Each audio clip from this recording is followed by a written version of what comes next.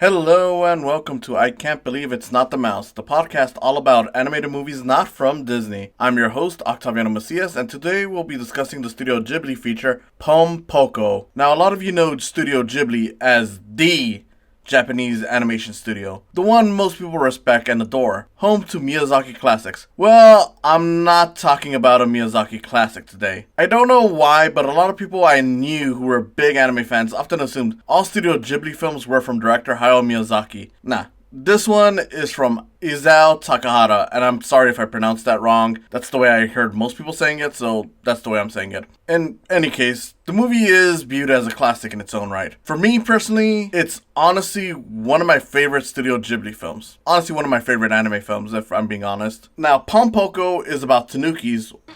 The raccoons quickly disbanded. Or raccoons, according to the English dub. I guess they're from the same family, just different. Look, they're tanukis, but the dub calls them raccoons. I saw the dub, so I might go back and forth here, okay? I'm gonna try my best to say tanukis, but if I say raccoons at a certain point, that's what it is. That's all it is. So anyways, the tanukis are losing land to human development, resulting in a war wherein the tanukis use their transformation powers to haunt and fight back against humans, all in an effort to gain control of their place again. So it's very much an environmental nature versus man tale, with some Japanese folklore thrown in there, and plenty of raccoon nutsacks. My raccoon pouch! I mean, pouches. Yeah, you heard me right. There's some nutsacks in this movie. Most people who know this movie, even if they've never actually seen it, know it because of the raccoons having nutsacks. I mean, the English dub calls them pouches, but considering it's just the men who have them and you occasionally see them smaller and as a pair of balls, yeah, those tanukis are rocking ball sacks, which is true to Japanese folklore apparently to these creatures. The tanukis transform, yes, but male tanukis can use their nutsacks for special transformations, and you actually see them use them for fighting, so that's nice. It's fun. It's not as nasty as you'd think it is, trust me. It's funny. I mean, you'll get a laugh out of it. Immature laughs, of course. But trust me when I say this, it's not as nasty as it sounds. And honestly, it's still pretty family-friendly regardless of that. But anyways, what did I think of this movie? Which, to be honest, this is the first time I've ever seen this movie. I've never actually gotten around to this one before. I've usually, I've made jokes about it because I'm like, oh yeah, it's the movie with the raccoon nutsacks. It's the movie with the tanukis bouncing around on their balls, and they've made references to this and other things, and I've made jokes about it. But yeah, so this is the first time I'm actually watching it, and like I said, the result was that it's honestly one of my personal favorite Studio Ghibli films. It's just so nice. It's a really good story. It's, like I said before, the Tanuki Nutsack thing doesn't really factor into the movie as much as you'd think it would. It's not that nasty of a thing, but the surrounding story, the whole point of the movie, it makes it really, it's a really solid story. I mean, look, I'll be the first to say this. I'm not the biggest fan of Studio Ghibli. I don't think their movies are bad, mind you. I think most of their movies are, at the very least, good. But I've never seen them as, like, the masters of animation like some people do. Certainly, there are some standout stuff that they've done. And some of the things they have are masterpieces. But, to the point where I'm like, oh, every single one of their movies are unique and masterful and, better than anything else I've ever seen. Nah.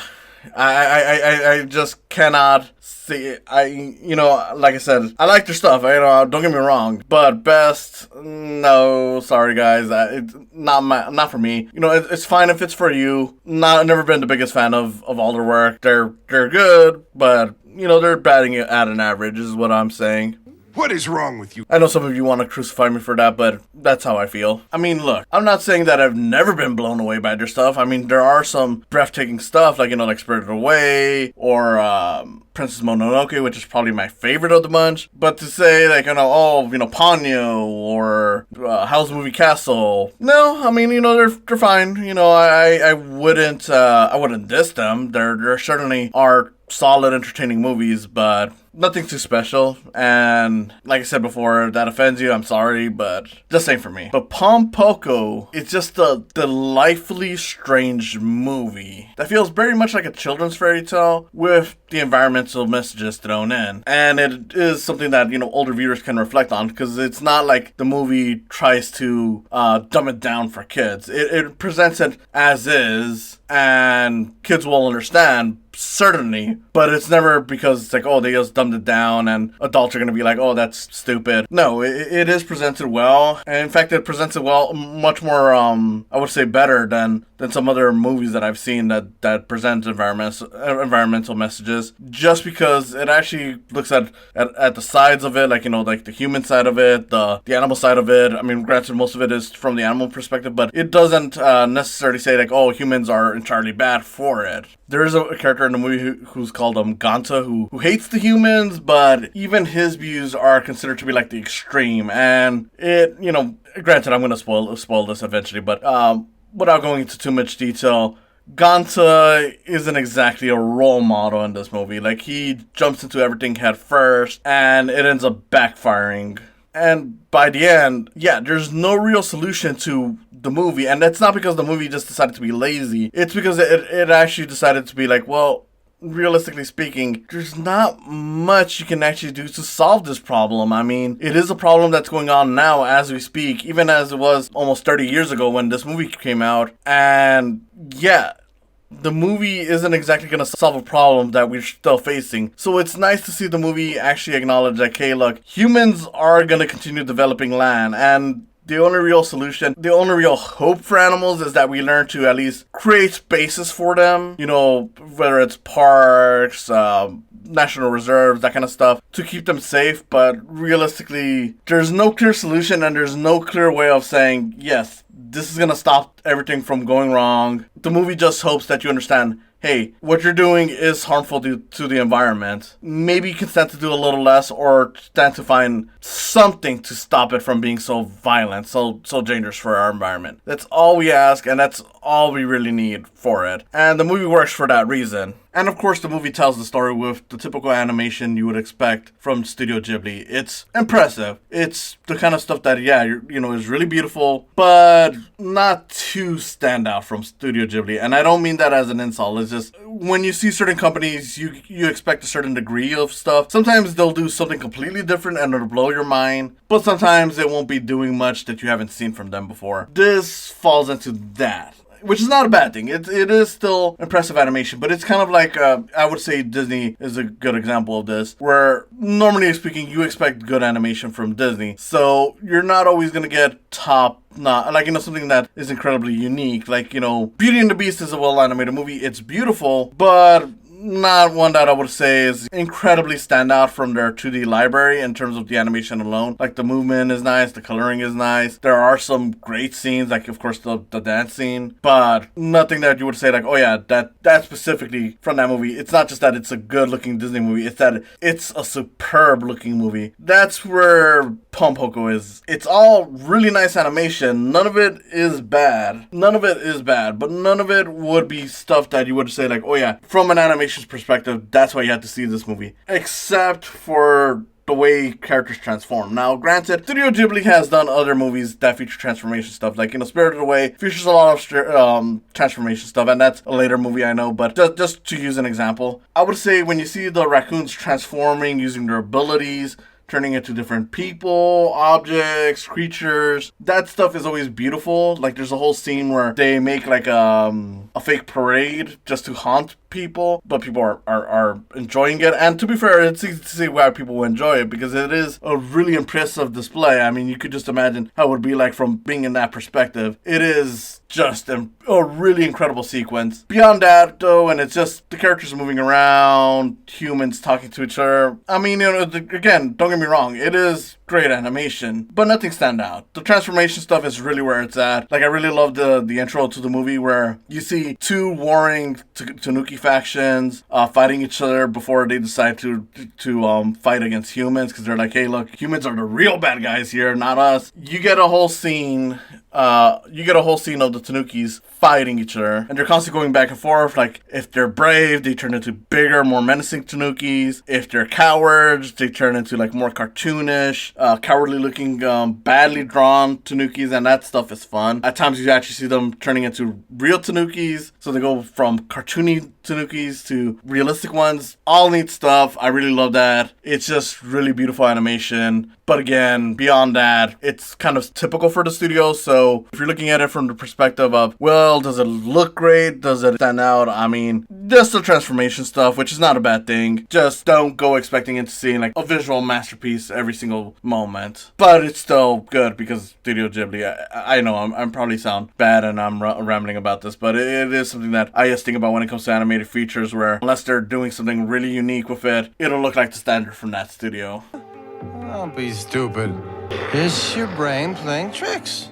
But it's not only the Tanukis who transform throughout this, it's also the foxes. It's mentioned early on in the story, and they eventually do play a part of this in the movie. And it's kind of interesting because at first you expect them to be like late edition villains, because you have the Tanukis doing this show, and a human takes credit for it, just because they're like, oh, well, we can, bump up ticket sales for like this amusement park or whatever, it doesn't matter. And a fox comes in and it's like, oh, it's the Tanukis, it's the raccoons who are doing it. And you're just like, oh, this guy's gonna try to backstab him, he's gonna try to throw them under, and it turns out that no, the fox is actually not really a good guy, but I guess he is trying to help out the Tanukis, because he's like, look, we foxes also face the thing that you guys face. We were losing our land, people were coming in and taking it from us, but we kind of realized like, well, we could either transform into people and live amongst them and take advantage of that, or we could fight in a pointless battle that's gonna get us nowhere. And he does make it sound appealing to like one of the characters, because there's like a bunch of different raccoons, like leaders who are like masters at transforming. The fox tries to sway one of them and is like, hey, look, we know that it's gonna suck for the ones who can't transform, but at the very least, you can save the ones that do transform, and it's better to have some lives saved than no lives saved. And it's presented, of course it is kind of bad, but it is kind of acknowledged like, look, there's not really much options for us, because even if we transform, and after doing this big performance, people do not care. They're just going to continue doing what they do. What can we do? And I like that, because it's, again, adding to that realistic feel of this. It's not trying to create a BS answer to a problem that is still existing to this day. It is acknowledging like, look, sometimes sacrifices can be made, and it sucks because people will be lost, but there's not much you can do if you need to survive. And it does even, like I've said before, acknowledge that, look, people aren't exactly evil. They're just expanding their land because, well, they can, and because people need land. And it is presented as a bad thing that they're doing it without care, but it's at least acknowledged like, there's nothing you can really do about it. I mean, you could try to stop it, try to put it somewhere else, but wherever they go, it's going to be damaging some wildlife. So, yeah. The foxes even point this out. And this eventually even leads to where the movie goes in the end, which I'll get to in a bit. Before that, I just want to point out that you do see the Tanukis kind of resist the idea. Gunta, the one I mentioned earlier, that believes all humans to be bad, does eventually force like an all-out war with some of his Tanukis, and that ends up badly for him. It ends up killing him and the rest of his Tanukis, and the only result is like, well, we can't do anything about it. We can use our powers all we want, but we're gonna die in the end. And it's not because they want to be depressing. It's not because they want to tell kids like, hey, look, don't try. It's because they want to acknowledge, look, the world is hard as it is. There is no way you're going to solve this problem on your own. And we don't expect a cartoon to solve this problem. We just want to present this idea to you that, hey, animals are being hurt. So what can we do? And how can we do it where all parties are safe? But of course, there is the problem of not everyone will be safe, regardless of all parties being safe. Now, as mentioned way earlier in this, I did see this in the English dub. I just didn't realize there was a Japanese option on HBO Max.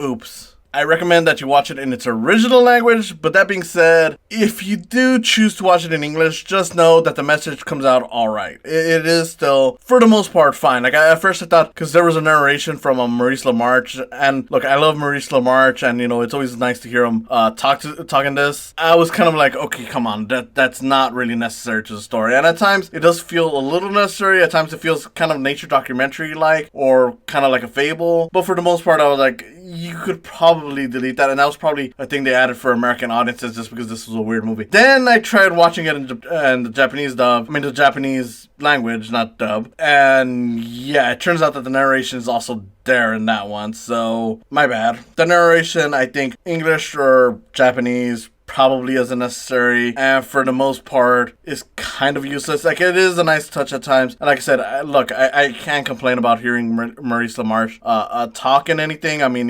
he's a good voice actor, so I can't really complain. That being said, maybe it could have been toned down a little bit. Maybe it could have been used a little less. It's not really all that necessary, and it really doesn't add a whole lot that would have been missed if you had removed them. But yeah, watching it in the English dub, not a bad choice. I get it. Some people don't like reading, and to be fair, I can really get it when it's something visual like this, where it's like, look, there's going to be a lot of stuff that's going on in the screen, and you kind of want to soak all that in. So having the little subtitles kind of throws that off sometimes. I get it. I don't necessarily agree, but I get it. I prefer watching stuff in the original language just because it's usually, I wouldn't say best in that way, because sometimes I know that the dubs try really hard and they do it really well. This one does it fine. It's not bad, not exactly great, but not bad. I do appreciate that it's mostly just voice actors in this one. Clancy Brown is probably the best voice in here.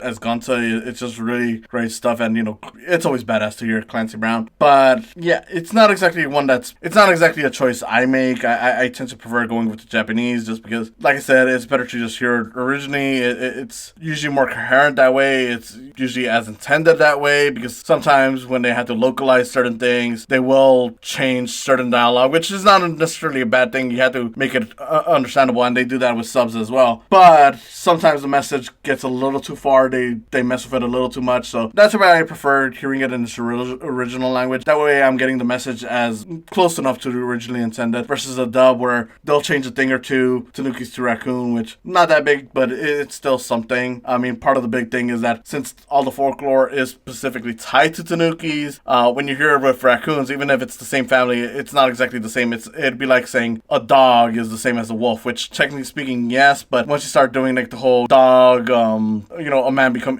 you're not gonna have a man become a were-dog. You're gonna have them become a werewolf. Just for a really random example. And that's kind of why I prefer the whole, like I said, Japanese. But if you're going to watch it in English, yeah, it's fine. Like I said, I enjoyed it. It was done well. I like that it's mostly voice actors, and the message comes out mostly all right. I mean, they tell you up front, like, hey, this is bad. The movie ends off with a character, with the Tanukis essentially integrating into the human world, except for the ones that can't transform. Those are pretty much left out in the wild, but they do provide some hope by saying, like, hey, look, they built some parks, they built some reserves. Not all of it is effective to all of them, so there is some danger to it, and for some raccoons, it just never arrived on time. It came too late for them, so there is a bit of a bittersweet taste to it. I mean, they even acknowledge, like, hey, look, some of the Tanukis that are humans are selling out the land. Like, they're like, hey, look, since we know where land was, we can use it to our advantage now that we're pretending to be humans. So it's kind of dark, but at the same time, it allows for some hope by saying, hey, look, it's not so bad. Some of them will live on. The main character, Shokichi, is living as a nice human, and he occasionally goes back to see his old friends that couldn't transform. The movie ends with the fourth wall breaking, with one of the friends being like, hey, look, it ended off well for us, but keep in mind there are other animals who can't transform, birds, frogs, whoever, they can't transform. So maybe consider implementing more stuff to keep things safe. That way these guys don't get hurt the way we were in much worse degrees. So that's really all nice and cute. Look, I don't know what else to say. Poko is a really beautiful animated feature with incredible themes and messages about the environment that still ring true to this day, which is why I'm glad that they didn't really come up with a fake solution to a problem that is still ongoing, because that kind of stuff comes off really hollow in movies. Automatically that, look, that's not how it's going to work out in the real world. What you're doing is it's just a bunch of lies. It's a bunch of fairy tale. It's not going to work. So I appreciate that it injected that little bit of reality into this. And while, yes, I know at the end of the day, most people will remember this movie just because of the nutsack stuff, I just want to say, if you've never seen it, give it an actual watch. You'll still laugh about the fact that, here's some Tanukis running around bouncing on their balls. But at the very least, you'll understand, like, hey, look, this is actually smarter than what I thought it would be. It's not as nasty as I thought it would be. It is a really sweet movie and a really touching movie with a good message that'll make us think about, hey, what if we can work things out to make things better? And of course, there's no guarantee that we will fix the problem. Unfortunately, the world we live in sucks. But, hey, and if enough people think about it, enough people fight on it, someday the peaceful world they want will come. And I know that sounds cheesy, I know that sounds lame, but what else can you expect from me? It's honestly, like I said before, my favorite, well, not my favorite, but one of my favorite Studio Ghibli movies. It's just a really powerful movie. Poko is cute, it's funny, it's dark, it's sad. But overall, it's just a good example of a Studio Ghibli film that I really dig. And yeah, that's all I can really ask for. Thank you for listening. This has been Octaviano Macias here on I Can't Believe It's Not the Mouse. If you enjoyed this, support me on Patreon on www.patreon.com/SciCams. That's SAICAMS. www.patreon.com/SciCams. Again, thanks for listening. I'll see you next time. It's like rabbits and badgers. They can't transform, so where do they go?